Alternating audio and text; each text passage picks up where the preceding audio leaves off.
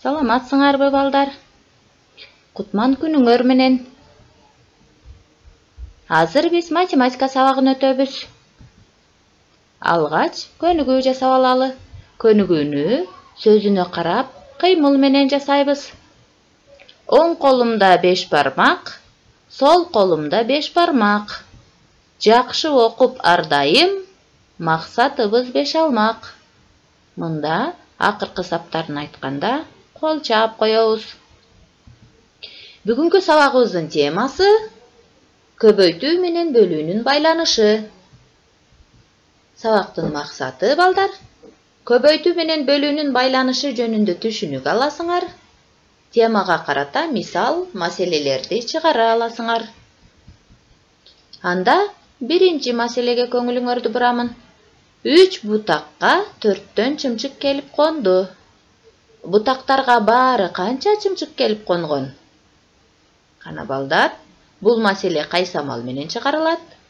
Ойлондуңарбы? 3 көбөйтүү 4 барабар көбөйтүүндү канча чыгат балдар? 12. Азаматсыңар. Демек, бутактарга баары 12 чымчык келип конгон. Эми экинчи маселени карайбыз. 12 чымчык 3 бутакка бирдей бөлүнүп конду. Ар бир бутакка канчадан чымчык конду? Кана балдар, бул маселени кай самалдын жардамы менен чыгарабыз? 12 бөлүү 3 барабар тийинди канча болду? Туура айтасыңар балдар. 4. Демек, ар бир бутакка 4төн чымчык келип конду. Бөлүүнүн компоненттери эсиңердеби балдар? 12 бөлүнүүчү, 3 бөлүүчү, 4 тийинди деп аталат. Эсиңерге түштүбү балдар? Анда үчүнчү маселени карайбыз. 12 чымчык ар бир бутакка 4төн келип конду. Чымчыктар канча бутакка бөлүнүп конду? Мында балдар бизден бутактын санын сурап жатат. Муну 12 бөлүү 4 барабар тийинди канча болду балдар силердики? Туура айтасыңар. 3. Демек, чымчыктар 3 бутакка бөлүнүп конду. Мындан балдар биз 3-тү 4кө көбөйтсөк, көбөйтүндү канча чыкты? 12. Ал эми 12-ни 3кө бөлсөк 4. Мындайча айтканда, көбөйтүндүнү биринчи көбөйтүүчүгө бөлсөк, экинчи көбөйтүүчү келип чыкты. Үчүнчү маселеде балдар, 12-ни 4кө бөлсөк, 3 келип чыкты. Башкача айтканда, көбөйтүндүнү экинчи көбөйтүүчүгө бөлсөк, биринчи көбөйтүүчү келип чыкты. Анда эрежеге көңүл бурабыз. Көбөйтүндүнү биринчи көбөйтүүчүгө бөлсөк, экинчи көбөйтүүчү келип чыгат. Дагы бир мисал келтирип көрөбүз. 3-тү 5ке көбөйтсөк, көбөйтүндү 15 чыкты. Ал эми көбөйтүндүнү 3кө бөлсөк, 5 келип чыкты. Демек, көбөйтүндүнү биринчи көбөйтүүчүгө бөлсөк, экинчи көбөйтүүчү келип чыгат экен. Кийинки эрежени карайбыз. Көбөйтүндүнү экинчи көбөйтүүчүгө бөлсөк, биринчи көбөйтүүчү келип чыгат. Мында дагы бир мисалды карайбыз. 3-тү 5ке көбөйтсөк, көбөйтүндү 15 чыккан. Ошол көбөйтүндүнү экинчи көбөйтүүчүгө бөлүп көрсөк, канча чыкты балдар? 3. Демек, экинчи көбөйтүүчүгө бөлсөк, көбөйтүндүнү биринчи көбөйтүүчү келип чыгат экен. Үчүнчү эрежени карап көрөлү. Бөлүүнүн компоненттери эсиңердеби балдар? Мында тийиндини бөлүүчүгө көбөйтсөк, бөлүнүүчү келип чыгат деген эреже бар. Карагылачы балдар.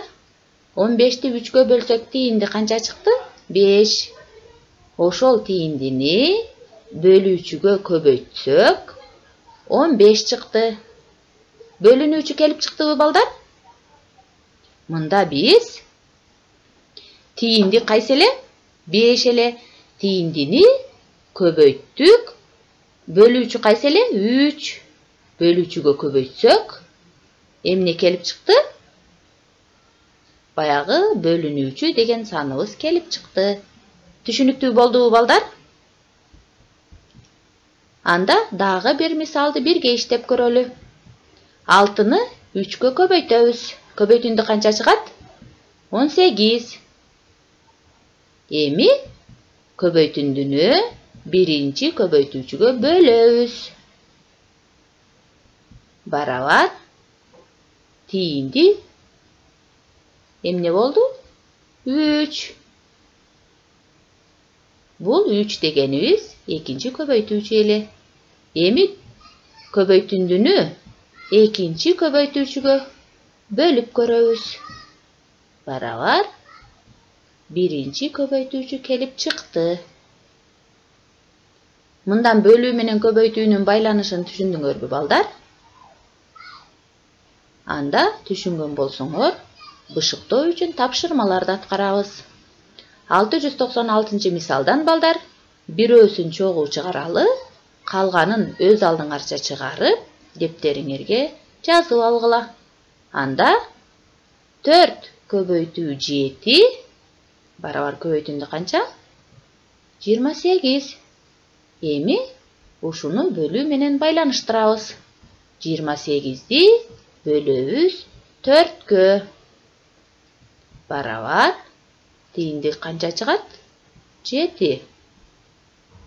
Ал эми 28-ди бөлсөк 7-ге тиинди канча чыгат? 4 чыгат.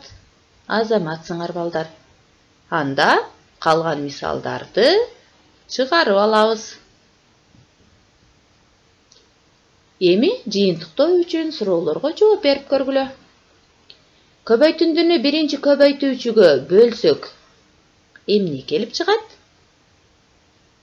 Экинчи көбөйтүүчү келип чыгат балдар. Ал эми көбөйтүндүнү экинчи көбөйтүүчүгө бөлсөкчү?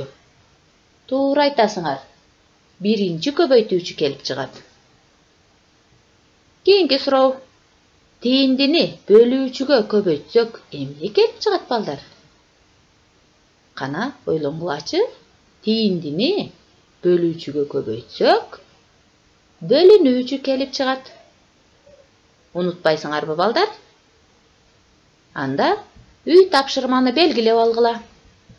699-700 мисал маселелерди чыгарып алгыла. Жана WhatsApp аркылуу жообун мага жөнөткүлө. Саламатта калгыла балдар.